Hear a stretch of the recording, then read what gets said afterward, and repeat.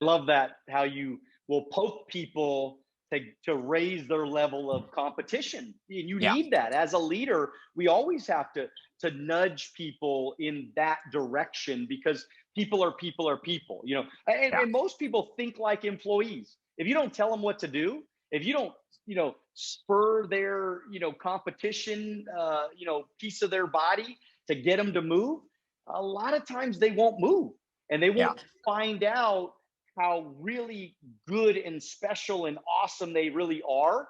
And so Yeah. they never give it their all, because nobody ever really, because I remember even my upline, he used to always, like, I would, call him at the end of the night and say, man, I just wrote a $78 life app or whatever. And then he goes, yeah, that's great, man. But Rick wrote a 115.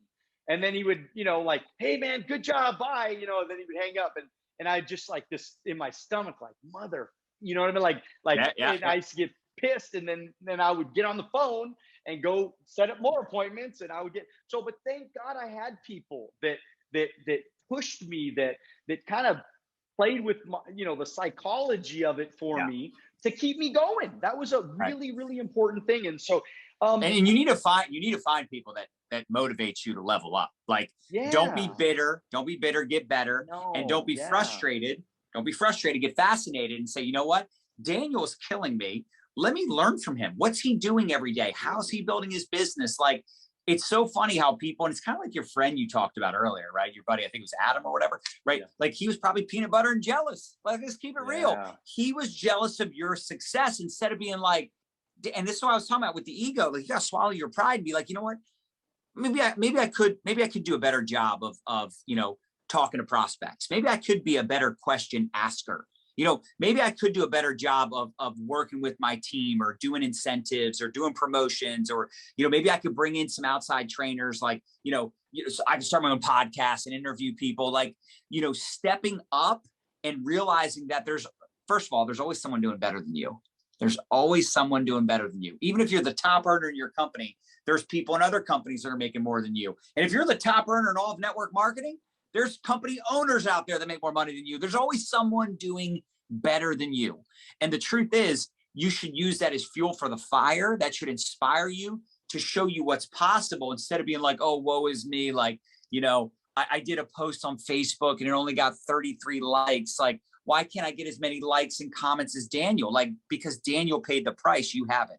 He's been at it longer than you. His content's more interesting than your content, so working on you and figuring out how you can get better. And I think that only happens when you surround yourself and follow people that are further down the path than you. And it's like, it can be definitely discouraging sometimes, like the competitive juices in me, it's so hard to turn off. Sometimes I'm like, damn it, I'm so pissed that so-and-so, ranked more people this month than I did. But it's also a good thing, because it keeps my feet to the fire and keeps me motivated to keep going. So social media is scary for people, and they don't post. And so are there a couple of, like, what are some of the mistakes? Because you and your wife, man, do such an amazing job on social media. Yeah. It's unbelievable. Your content's so good. It's so valuable. I learn so much all the time. And so what are a couple of mistakes that you see people making on their pages, in social? Yeah, I think people, number one, they don't post enough, or they post too often. And now somebody's gonna say, well, how often should you post? I think once a day on your newsfeed is suffice. And then in your stories, I would say 10 times a day. In your stories, 10 times a day, little story clips. And I think you need to follow the 80-20 rule, which is something Gary Vaynerchuk's been teaching for years, right? Jab, jab, jab, jab, right hooking. And I think it's paramount that you create curiosity around your business, your product. You tell stories, you talk about the benefits of your service, your product, your opportunity, whatever. But you do it either in a nonchalant way, you do it in a value-driven way, you do it with education.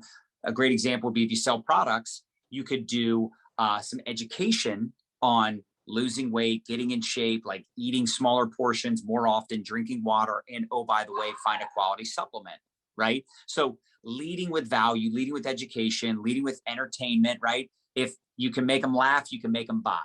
Funny equals money. So putting yourself out there on a consistent basis, but knowing that 80% of the time it should be lifestyle. It should be value. It should be, like this morning, I did a post of my son, Dylan. It's his first day back to school, first year, or his junior year. So first day of his junior year. And it's the first time he's back in school for the first time since COVID. So, I posted that on Facebook and, it got really good engagement. It had nothing to do with my business, but it gets the conversation going. It warms up the algorithm. And then I can post something that might have something to do with my product or business, because now I've built that social equity and I've created some curiosity or conversation around my lifestyle, around who I am and what I do.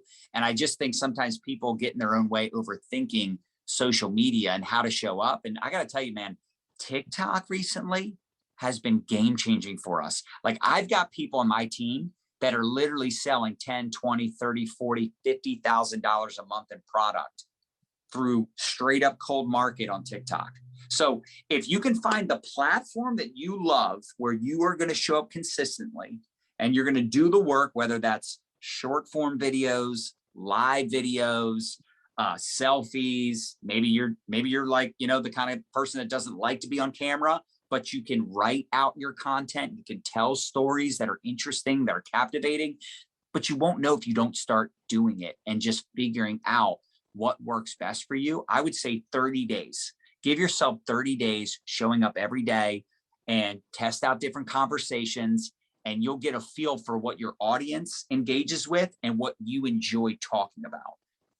Good stuff, man. Very, very valuable. I hope people pay attention to that, because, your brand, your social credibility. I mean, it's a new world. Let's be honest. I mean, we are moving into this age where it's digital, man. I mean, we're living. I mean, look at us. I mean, we're hanging out. You're on the other side of the United States. I'm in California. You're in Maryland. We couldn't be farther apart in the United States.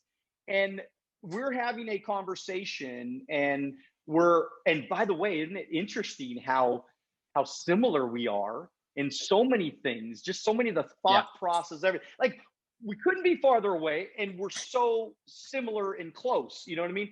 And so I love that. And there's so many relationships that people are missing out on because they're just not willing to press that record button. Right. Like, get in the habit of pressing record, having a conversation. I don't care if it sounds good, because nobody sounds good in the beginning, and just do it. And who cares what people think about you? So this is so, so valuable. I just want to know, as we start to kind of wrap things up, how important though, John, because I know you have a beautiful family, you take care of your family. I know you've done well financially. You make a lot of money, millions of dollars a year. But the truth is, like, how important is it to become financially independent? Because, people, they just want to impress people with stuff. But how important is it for you to get financially free with investments and making sure you're doing the right thing with your money? So, if anything did go, if anything went bust, man, you don't want to have to do this again. You don't want to have to start over at the bottom again. You know what I mean? Right. So talk to us a little bit about your thoughts about money. That's kind of what I was. Well, and you kind of talked about this earlier, and you're like, how'd you keep going after you had multiple companies fail? And it's, I remember Mark Cuban said one time, and it just stuck with me. He's like, it's really hard to become a millionaire, because the good news is, if you do it right, you only have to do it once. And I was like, damn. So that's why I just kept going, because it's like, who cares? Just, keep going. Eventually, if you do it, then you've done it. And now, not only that, once you've done it, you can do it again and again. Like, if I had to start a new network marketing business, God, I hope I never have to again. But if I did, I would know how to build it in a big way, because I've been on the other side of it, right? That's number one. Number two, you got to create passive income.